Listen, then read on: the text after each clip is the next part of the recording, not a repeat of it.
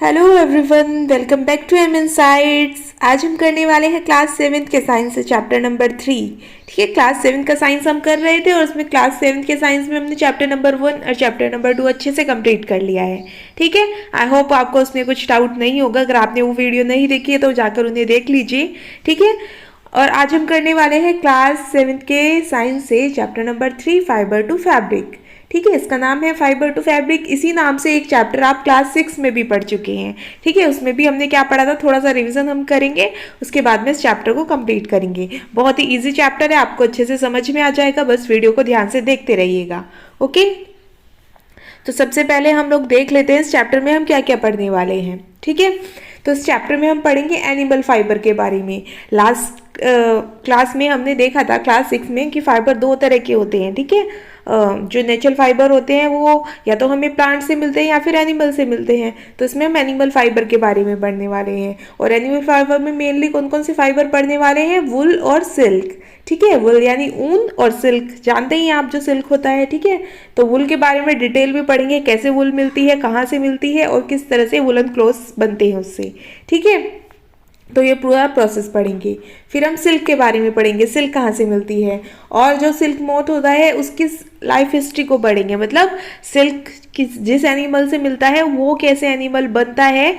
ठीक है, और वो कैसे डेवलप होता है, वो पूरी हिस्ट्री हम पढ़ेंगे। ठीक है, और फिर कोकून से बनाया जाता है सिल्क को, तो ये कोकून क्या होता है और इससे सिल्क को कैसे बनाया जाता है ये भी इस चैप्टर में हम पढ़ेंगे। ठीक है, तो पूरा सब कुछ डिटेल में पढ़ने वाले हैं, अच्छे से पढ़ने वाले हैं। तो सबसे पहले हम देख लेते हैं, लास्ट क्लास में भी हमने क्लास में यानी क्लास 6 में हमने देखा था कि जो फाइबर होता है, फाइबर से बनाया जाता है यार्न यानी धागा। ठीक है, और धागे से बनता है फैब्रिक। ठीक है, इस तरह से फाइबर होता है, उससे यार्न बनाया जाता है और उससे हमारा फैब्रिक बनता है। ठीक है, इतना आपको याद होगा। फिर हमने ये भी पढ़ा था कि फाइबर दो तरह के होते हैं। ठीक है, दो तरह के होते हैं, एक तो होते हैं नेचुरल फाइबर्स और दूसरे होते हैं सिंथेटिक फाइबर्स। अब नेचुरल फाइबर्स में भी 2 टाइप्स होते हैं, एक होते हैं प्लांट फाइबर्स और दूसरे होते हैं एनिमल फाइबर्स। प्लांट फाइबर क्या क्या होते हैं, जो प्लांट से मिलते हैं। ठीक है, कॉटन, जूट और कॉइन, ये कुछ एग्जाम्पल है प्लांट फाइबर्स के। ठीक है, तो ये हम क्लास 6 में पढ़ चुके हैं प्लांट फाइबर। अभी क्लास 7 में हमें क्या पढ़ना है, हमें पढ़ना है एनिमल फाइबर के बारे में, सिल्क एंड वुल। इन एनिमल फाइबर के बारे में हमें पढ़ना है अभी इसी क्लास में। और जो सिंथेटिक फाइबर्स होते हैं जैसे नायलॉन, पॉलिएस्टर, सिल्क, इनके बारे में हम पढ़ेंगे क्लास 8 में। ठीक है, तो ये इस तरह से आपका डिवाइडेड है क्लास 6, क्लास 7 और क्लास 8 में। ठीक, एक ही चैप्टर। तो ये अच्छे से हम समझेंगे। लास्ट ईयर आपने पढ़ा होगा कॉटन और जूट कहाँ से मिलते हैं, कैसे इनके प्लांट होते हैं और प्लांट से कैसे कॉटन जूट को हम लेते हैं और कैसे उनसे फिर अपना फाइबर से फैब्रिक बनाते हैं। ओके, अब हम पढ़ने वाले हैं एनिमल फाइबर यानी सिल्क और वुल के बारे में। ठीक है, तो चलिए इनको स्टार्ट करते हैं। अभी हम सिंथेटिक फाइबर्स की कोई भी बात नहीं करेंगे इस चैप्टर में, हमें इस पे फोकस करना है। हमें सिर्फ और सिर्फ फोकस करना है अपने एनिमल फाइबर्स पे। ठीक है, सिल्क और वुल पे। ओके, तो यही हम इस चैप्टर में पढ़ने वाले हैं। ठीक है, तो ये तो आपको समझ में आ गया ना क्या पढ़ने वाले हैं चैप्टर में। तो चलिए अब एक एक करके इन चीज़ों को देख लेते हैं। तो एनिमल फाइबर क्या क्या अभी मैंने आपको बताए थे। एनिमल फाइबर होते हैं वुल और सिल्क। तो वुल कुछ ऐसा होता है दिखने में, आप देख लीजिएगा, आपने देखा भी होगा, ऊन घर में देखा होगा, ऊन से बुनाई की जाती है, स्वेटर्स वगैरह बनाए जाते हैं, तो ऊन कुछ इस तरह की दिखती है। और सिल्क कुछ इस तरह का होता है। ठीक है, सिल्क थ्रेड यहाँ पर है, तो सिल्क थ्रेड ऐसा होता है, सिल्क का धागा बहुत ही बारीक सा होता है और एकदम चमक होती है उसमें। ठीक है, लश्यर होता है। और सिल्क फैब्रिक भी आपने देखा होगा, सिल्क एकदम चमकदार से कपड़े होते हैं, काफ़ी सॉफ्ट होते हैं। ठीक है, तो ये सिल्क होता है। अब एक एक करके इनको समझेंगे हम लोग। तो सबसे पहले देखते हैं वुल। ठीक है, तो वुल क्या होता है, ये कहाँ से हमें मिलता है, तो ये मेनली कुछ एनिमल से हमें मिलता है। क्या क्या एनिमल्स है वो, जैसे मेनली तो ये हमें मिलता है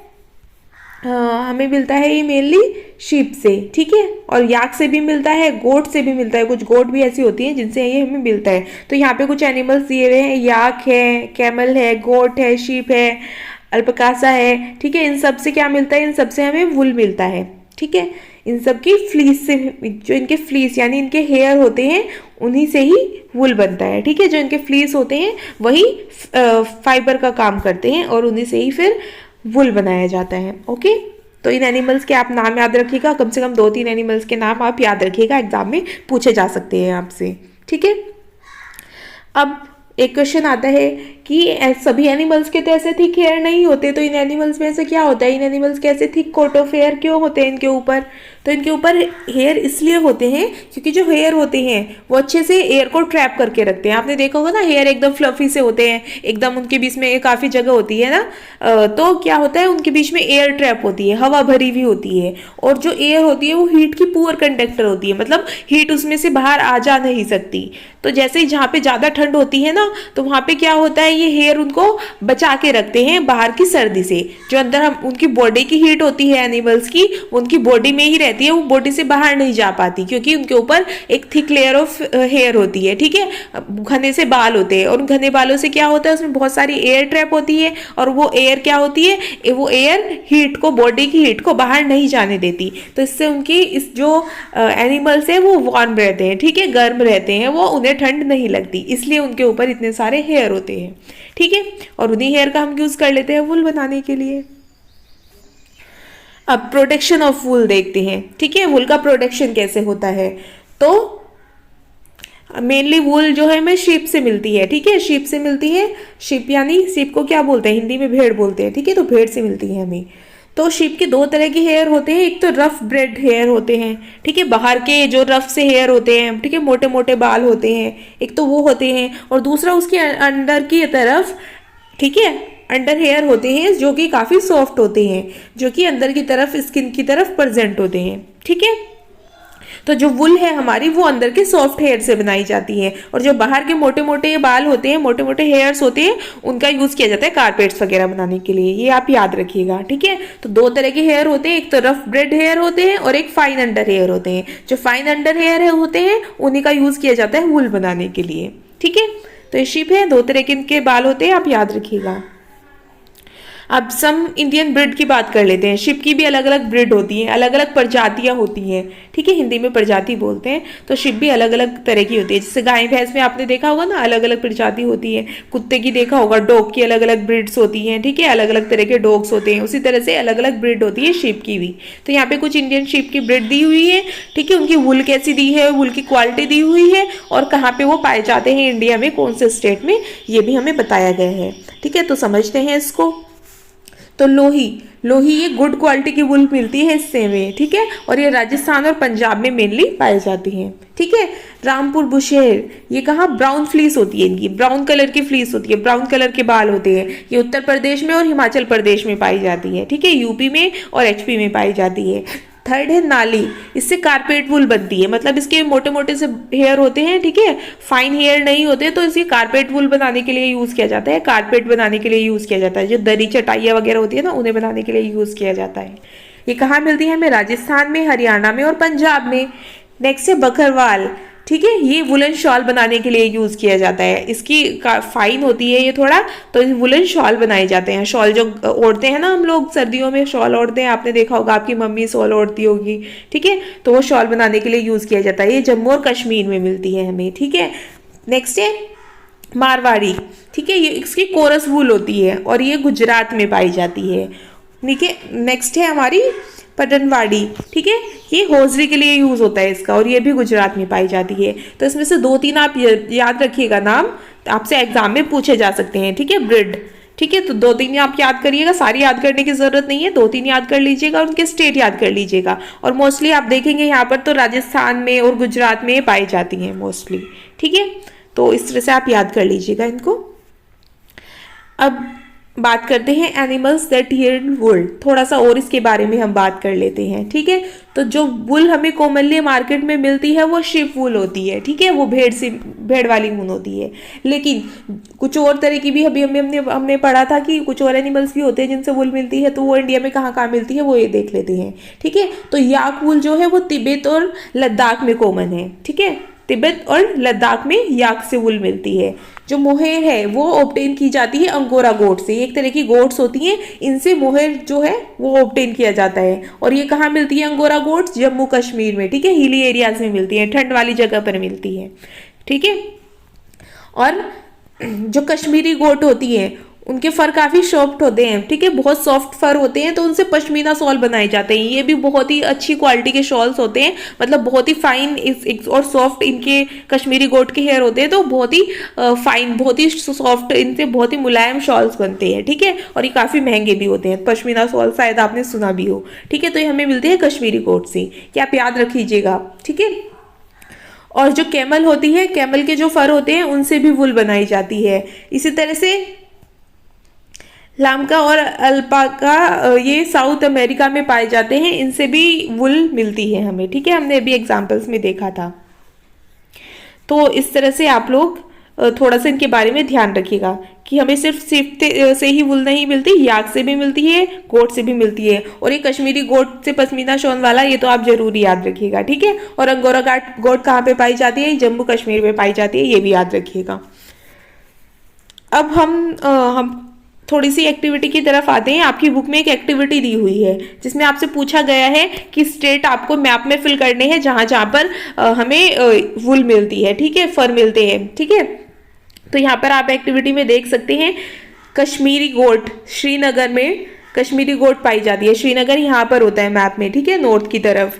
फिर हिमाचल प्रदेश में याक से वुल मिलती है, ठीक है। गोट से कहाँ पर मिलती है, गोट से यूपी में मिलती है, उत्तर प्रदेश में। राजस्थान और गुजरात में कहाँ से मिलती है, कैमल से मिलती है। आपको पता होगा राजस्थान में कैमल्स बहुत होते हैं, ठीक है, डेजर्ट एरिया होता है, तो वहाँ पे कैमल से वुल मिलती है। और साथ ही मध्य प्रदेश, महाराष्ट्र, ठीक है, तमिलनाडु, कर्नाटका और आंध्र प्रदेश, यहाँ पर हमें शीप से, ज्यादातर हमने पढ़ा था ना शीप से ही मिलती है वुल, तो देखो इतने सारे स्टेट में शीप से वुल मिलती है। और यहाँ पर जो हमारा बंगाल है, वेस्ट बंगाल, यहाँ पर बंगाली गोट जो होती है उससे हमें वुल मिलती है, ठीक है। तो ये आप थोड़ा सा मैप थोड़ा सा दिमाग में रखिएगा कि कहाँ कहाँ स्टेट है ये प्रेजेंट जहाँ जहाँ से हमें वुल मिलती है, ठीक है।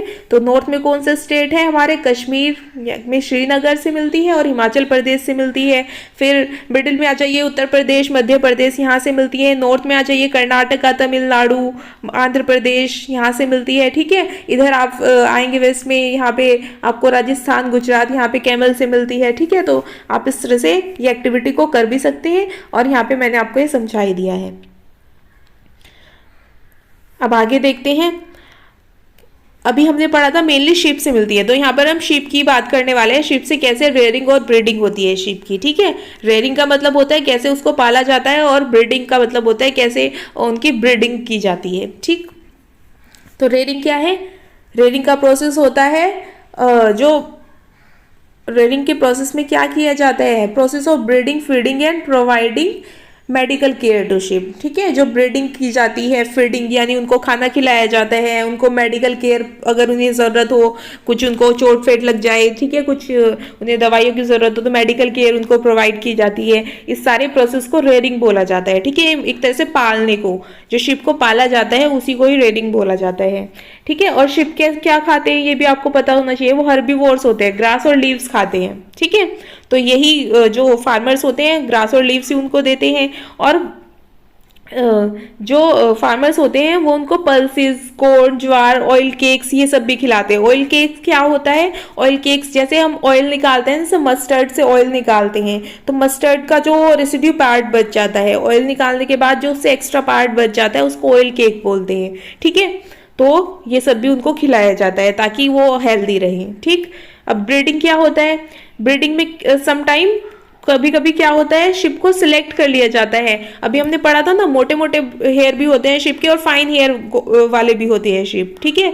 तो कुछ ऐसे शिप को सिलेक्ट कर लिया जाता है क्योंकि जो फाइन हेयर होते हैं उन्हीं से हमें वुल मिलती है, तो ऐसे हम शिप को सिलेक्ट कर लेते हैं जिनकी फाइन हेयर ही होते हैं, जिनके सॉफ्ट वाले हेयर ही होते हैं, ताकि हमें वुल ज्यादा मिल सके। और उनकी ब्रीडिंग हम कराते हैं, जब उनकी ब्रीडिंग कराते हैं तो जो उनके बच्चे होते हैं तब वो भी सॉफ्ट हेयर वाले ही होते हैं, ठीक है, उनके हेयर भी फाइन और सॉफ्ट होते हैं। तो इस तरह की जो ब्रीडिंग होती है जहाँ पे हम सिलेक्ट कर लेते हैं कि किसकी हमें ब्रीडिंग करानी है, इसी को हम सिलेक्टिव ब्रीडिंग बोलते हैं, ठीक है। अपने फायदे के लिए हम जब देख लेते हैं कि किस तरह से हमें ब्रीडिंग करानी है, जैसे सॉफ्ट हेयर वाले शिप की हमें ब्रीडिंग करानी है तो सॉफ्ट हेयर वाले शिप की हम ब्रीडिंग कराते हैं और सॉफ्ट हेयर वाले फिर आगे हमें शिप मिलते हैं, तो इस तरह की ब्रीडिंग को हम सिलेक्टिव ब्रीडिंग बोलते हैं, ओके।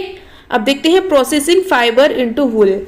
फाइबर से वुल कैसे मिलता है? अभी हमने पढ़ा कि उनके हेयर होते हैं, हेयर से हमें वुल मिलता है, लेकिन ये पूरा प्रोसेस होता कैसे है, हेयर से वुल बनता कैसे है, हम जो वुल देखते हैं उस वो हमें उस फॉर्म में कैसे मिलता है? हेयर तो वैसे नहीं होते, ठीक है। तो ये एक एक करके हम प्रोसेस देखते हैं। तो सबसे पहले स्टेप होता है, इसमें कई सारे स्टेप होते हैं। सबसे पहला स्टेप होता है शेयरिंग, ठीक है।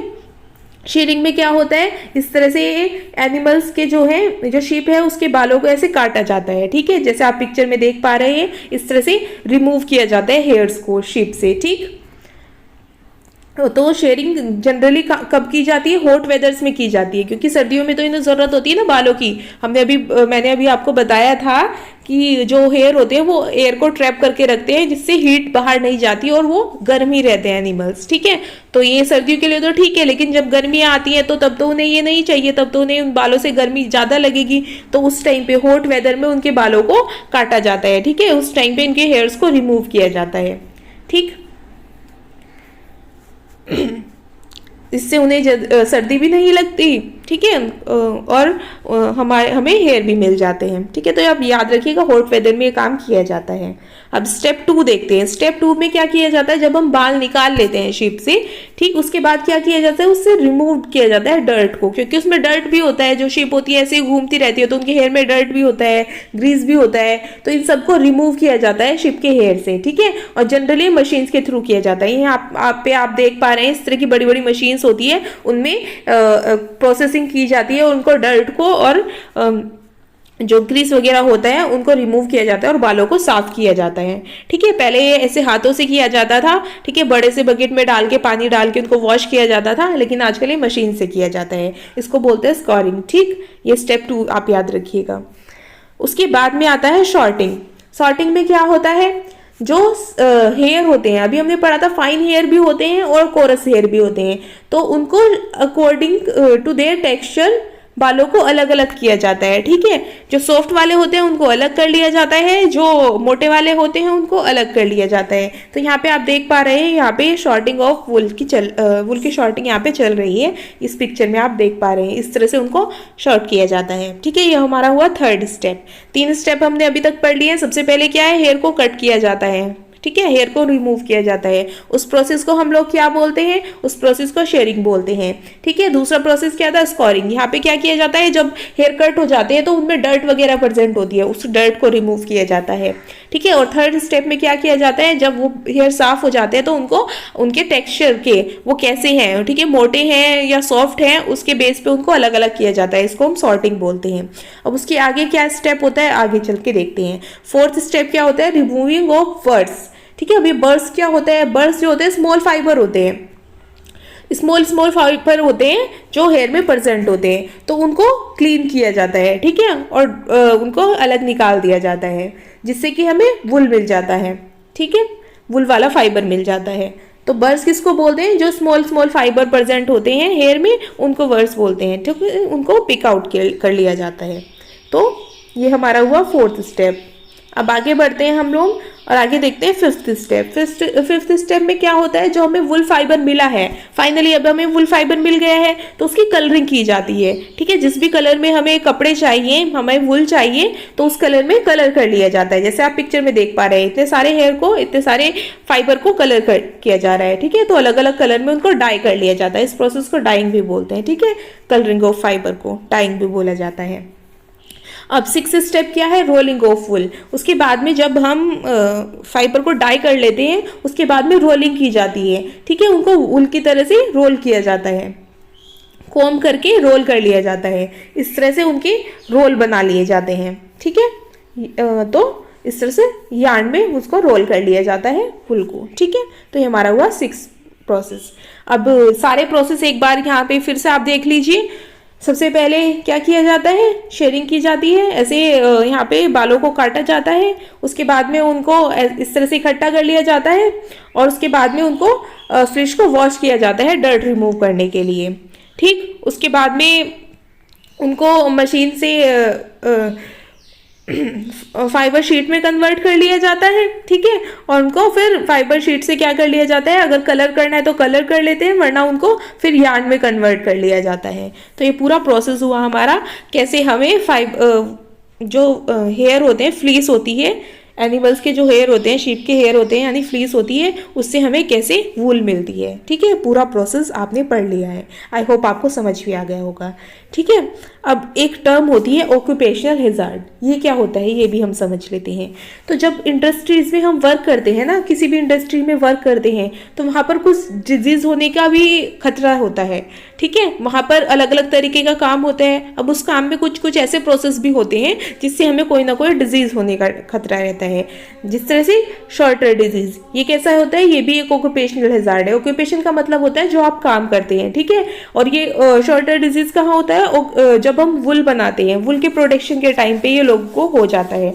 इसमें क्या होता है, जो एक बैक्टीरिया होता है एंथ्रेक्स, वो बैक्टीरिया ब्लड को इन्फेक्ट कर देता है लोगों के, और जिससे क्या होता है, उससे डेथ भी हो सकती है। ठीक है, तो इन जो डिजीज हमें किसी ऑक्यूपेशन की वजह से हो रहे हैं उनको ऑक्यूपेशनल डिजीजेस भी बोला जाता है। ठीक है, तो ये आप याद रखिएगा। और कौन सी डिजीज होती है वुल की ऑक्यूपेशन के टाइम पे, शॉर्टर डिजीज हो सकती है। और कौन सा बैक्टीरिया में रिस्पॉन्सिबल होता है, एंथ्रेक्स। ठीक है, तो ये थोड़ा सा था। अब पढ़ते हैं सिल्क के बारे में। अभी हमने पढ़ा था ना कि दो तरह के हम एनिमल फाइबर के बारे में पढ़ने वाले हैं। वुल के बारे में हमने कंप्लीटली समझ लिया है, वुल का पूरा प्रोसेस। अब हम सिल्क के बारे में समझने वाले हैं। तो सिल्क को देखते हैं। सिल्क क्या होता है, silk fibre are also animal fibre. पता है हमें सिल्क एनिमल फाइबर है, सिल्क से मिलता है। कहाँ से मिलता है, सिल्क वॉर्म से मिलता है।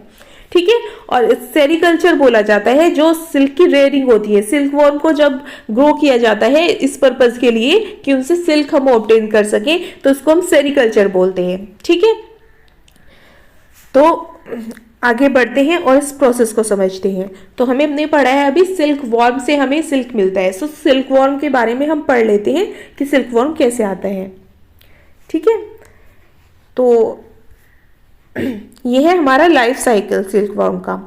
क्या क्या होता है इसमें, सबसे पहले होता है इस तरह से, सबसे पहले सिल्क मोथ होता है। ठीक है, वो क्या करता है, वो एग ले करता है। ठीक है, वो क्या करता है, सिल्क मोथ एग ले करता है। ठीक है, और वो एग्स क्या होते हैं, उन एग से बनता है फिर लार्वा। इन लार्वा को कैटरपिलर भी बोला जाता है। और ये कैटरपिलर्स क्या खाते हैं, ये मलबेरी लीव्स खाते हैं। मलबेरी एक तरह का प्लांट होता है, उनकी लीव्स को ये कैटरपिलर खाते हैं।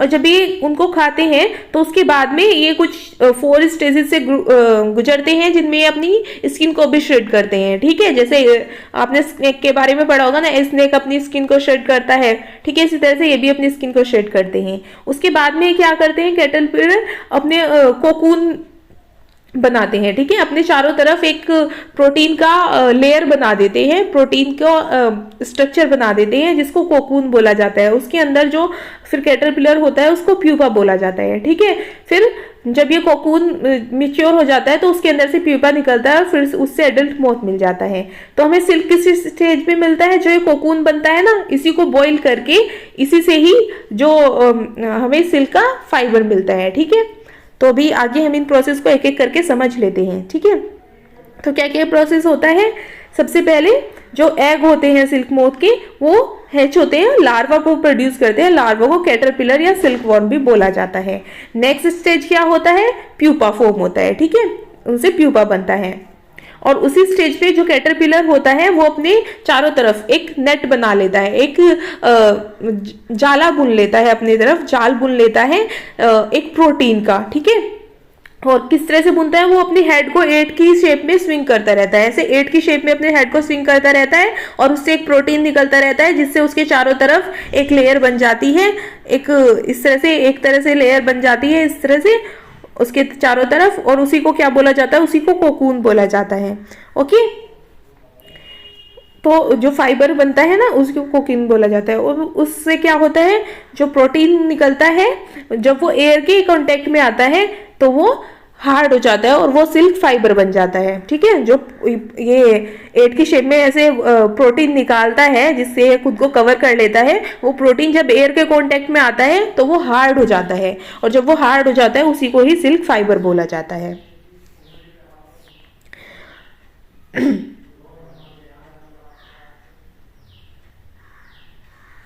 तो यहाँ पे भी आप देख पा रहे हैं कि ये पूरा प्रोसेस लिखा है। जो कैटरपिलर है वो खुद को सिल्क से कवर कर लेता है और प्यूपा में कन्वर्ट हो जाता है, ठीक है, और उसको कोकून बोला जाता है। जब कैटरपिलर खुद को कवर कर लेता है सिल्क से तो उसको कोकून बोला जाता है।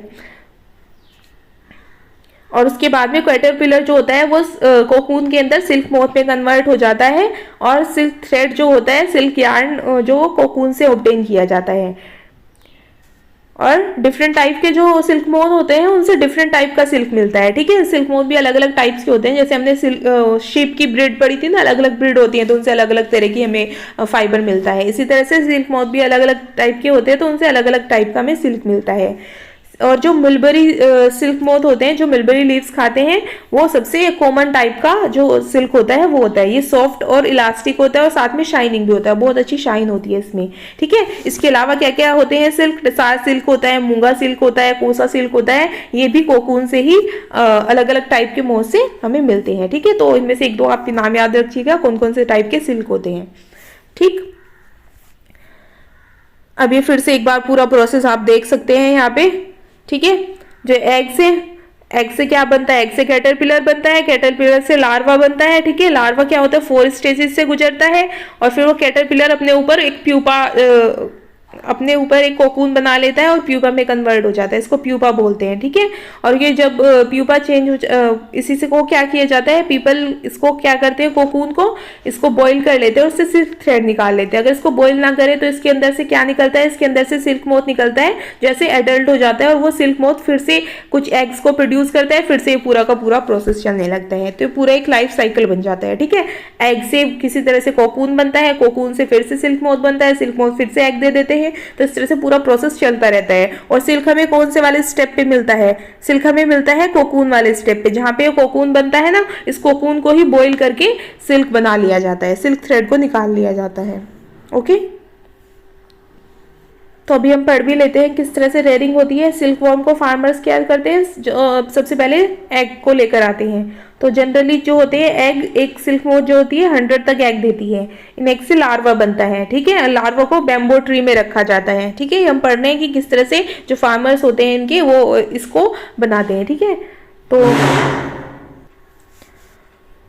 फिर जो है कैटरपिलर, उनको मलबेरी लीव्स खिलाई जाती हैं, ठीक है। मलबेरी लीव्स खिलाई जाती हैं और 25 से 30 दिन में क्या होता है, वो उनको एक चैम्बर में, एक ट्रे में शिफ्ट किया जाता है जहाँ पे वो कोकून को बिल्ड कर लेते हैं, ठीक। अब देखते हैं रेडिंग ऑफ सिल्क वॉर्म का एक डायग्राम भी आप देख सकते हैं, ठीक है, किस तरह से किया जाता है। वैसे मैंने आपको समझा ही दिया है तो उसकी ज़रूरत नहीं है। अब प्रोसेसिंग सिल्क, कोकून से सिल्क में कैसे बनता है। तो सबसे पहले कोकून को क्या किया जाता है, अंडर सन बॉयल किया जाता है, अंडर सन रखा जाता है या बॉयल किया जाता है, जिससे सिल्क फाइबर सेपरेट हो जाता है। उसके बाद सिल्क फाइबर की रीलिंग की जाती है, ठीक है। और कोकून से थ्रेड को अलग कर लिया जाता है।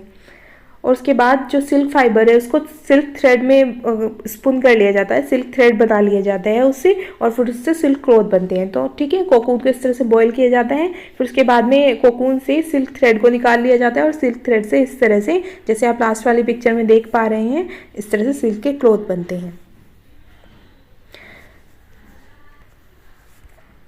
तो ये था हमारा पूरा सिल्क का प्रोसेस। आई होप आपको वूल का प्रोसेस भी समझ आ गया होगा और सिल्क का प्रोसेस भी समझ आ गया होगा, ठीक है। बड़ा ही इजी सा प्रोसेस है और मैंने कई बार आपको समझा दिया है तो आपको समझ आ ही गया होगा।